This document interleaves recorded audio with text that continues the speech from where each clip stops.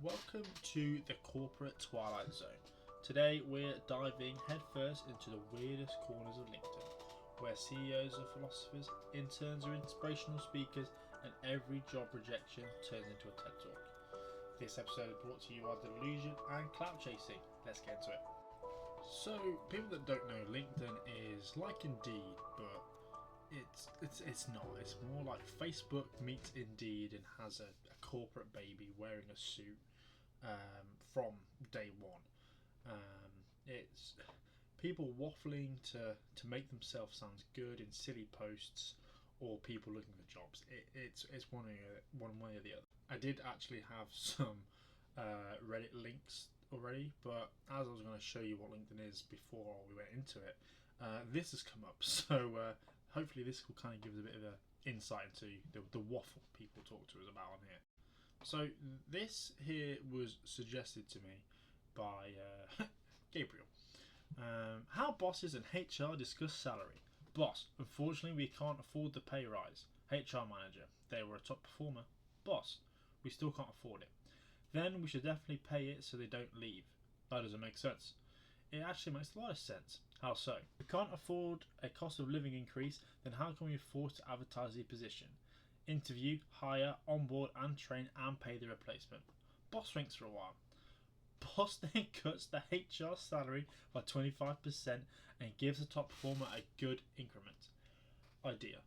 It costs less to keep your employees than to replace them, especially good ones. HR is always there to help. Sorry, HR is there to help. You've just cut their salary by 25%. I don't think they are cannon fodder for you to just go, yep, we'll take your money and give it to you. Definitely not how it should work in my head anyway, but it's not just the people posting that think they're right, it's also people in the comments. So let's have a look at some of them. So this person said, a powerful reminder that short-term cost cutting often leads to a long-term expense. Investing in top performers isn't just fair, it's smart business. Retention strategies must be proactive and not reactive. As you can see, people just want to carry on and just waffle about anything. Here, profound sacrifice. But clearly people, they think that this is the world for them, and that, I don't know, maybe like if they waffle so much they'll get in with people and get a nice job out of it, but I don't believe so. Or if you're other people, it gives you a chance to show the world your new coffee design. Rods. So it's tit for tat really. It's the best of both worlds. So first on my list, on today's episode of This Never Happened. Proud dad moment. As we were rushing to the Leafs playoff game, my son realised he forgot his Maple Leafs gear. Luckily, I had a Tyre Butler hat in the back of the car. It's blue and white, I said. You'll blend right in. What happened next blew us away. Before I even read the rest, I know the rest of this could be complete BS. It's just pure waffle, lies. I just can't be arsed with it. Throughout the night, people kept coming up to him and asking, what do you do at Tyre Butler?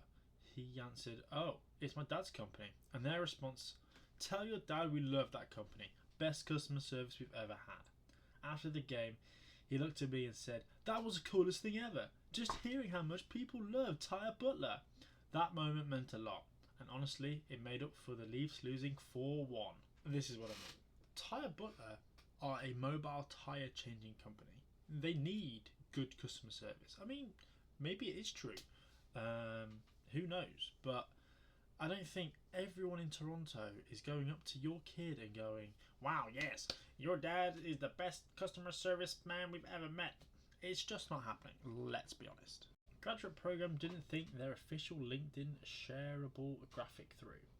I'm a 2025 edger. Just gonna leave that there for a second. I mean, fair play if you are, fair play if you're not. I mean, did you go to Goon University to get this degree? I mean, fair play if you did. But then again, 27 years of edging, the release is gonna be huge. hope you're ready for an absolute lie.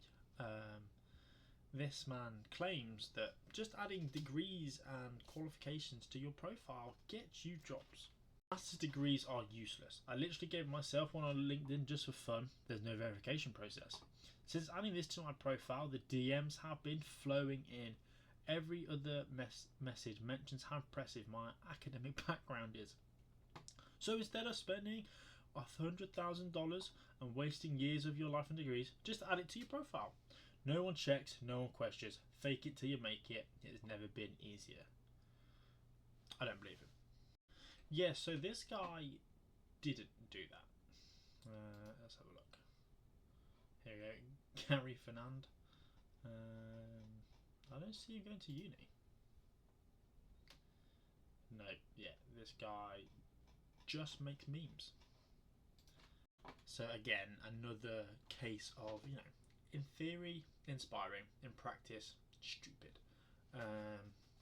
You aren't going to get jobs showing off that you went to Harvard University. I mean, you might do, but not if you want to make memes all day. If a CEO falls and doesn't post about it, does it make it a sound? David Woods, here we go. Leadership reflection.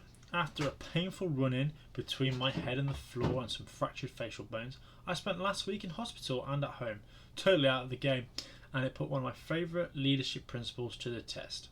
Can your business flourish in your absence?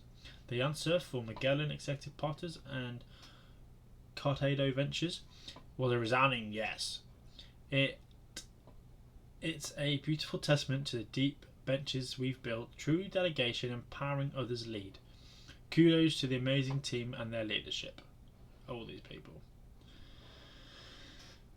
So pretty much, he's had a week off, unexpectedly, and the business hasn't crumbled apart. So basically, he's taken a holiday. At the end of the day, he's taken a week off. Fair enough, he's fractured his face, but yeah, I mean, I don't think businesses always fall apart when their CEO takes a week off, because let's be honest, he isn't going to be in that office anyway. There's just more lies, and I don't know how to deal with it. I don't know if they're true, they're fake, or they're just people wanting to be honest or lie about it. Really, it's crazy. I attended a funeral of an old colleague, Pete. I went to offer my condolences to his wife, Wilma, who was sobbing. As I approached her, she recognised me. You're the Ken Cheng! I'm such a big fan of your LinkedIn. Thanks, but today's not about that. Tell me, she said. I'm thinking of starting my own company. Do you have any advice?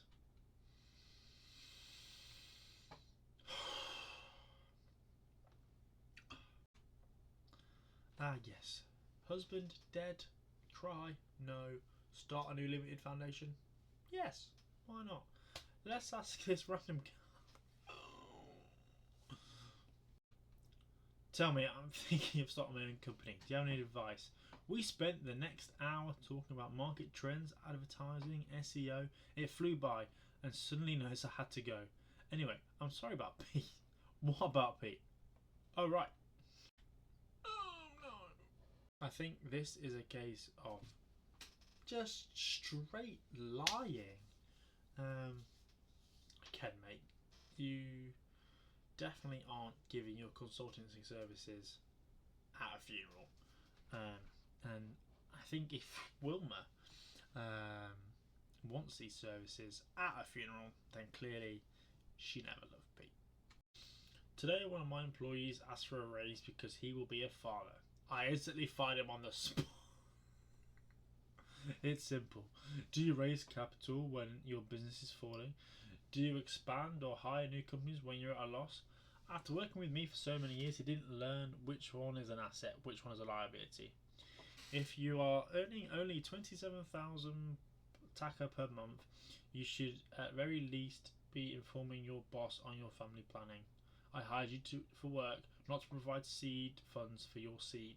Wow. Your salary is clear indication of your contribution to society. If it is so low, how can you even think about reproduction? Tanvir Sultan, MBA. That's probably the most outrageous comment, and I think pretty borderline illegal thing to do. Let's be honest. You can't just go get out. You're having kids. You're not welcome. It's wrong. It's not allowed. But this is crazy here. I hired you to work, not provide seed funds for your seed. It's calling other people's children seed. Oh yeah, come on, come with my seeds. They're Larry and Barry. Yeah, it's crazy. Again, we have another case of either lying or just a bit overreactive about certain things. This guy has just hit 9,000 trophies on Clash Royale, a milestone only 2.8% of players worldwide reach. Jesus, not even in a clan either. Wow, well done. On the surface, it's a mobile strategy game, but getting here took more than time. It demanded resilience. Losing streaks can be brutal. Progress isn't linear. You adapt or fall behind. Strategic thinking under pressure, real-time decisions, incomplete information, and constant change, much like commercial law. Jesus Christ. Pattern recognition and risk management, spotting cycles in opponents' play and adjust on the fly. Consistent performance, winning once doesn't matter if you can't maintain it. Jesus. This guy is crazy. Resilient, strategic thinking, pattern recognition, consistent performance. This guy's going to war. Like, where does one come up with this, bro? It's just Clash Royale. It's like a 3-minute per round game. I found that the skills developed in unexpected places often have the most impact. Games like Clash Royale might seem worlds away from the legal profession, but at the core both demand focus, strategy and discipline over the long time. As I prepare for a career in commercial law, I'm reminded that success often comes from staying composed under pressure, learning quickly from setbacks, and making smart choices with limited time. Or, in most people's cases, they're 12 or they're taking a shit while playing this game. I mean, I think bro just needs to get outside a little bit, really. Oh yeah, hang on. Let me just get my commercial lawyer. He's level. He's just got 9,000 trophies on Clash Royale, top of the class. And that's a wraps on our first trip to the dystopian fever dream that is LinkedIn. Please comment below which ones gave you some second-hand embarrassment, or did any of these actually make sense to you? Hit like if your boss has ever told you a paper cut builds character, or absolutely subscribe if you want to see more corporate cringe. If that made you laugh or cry, please come back again.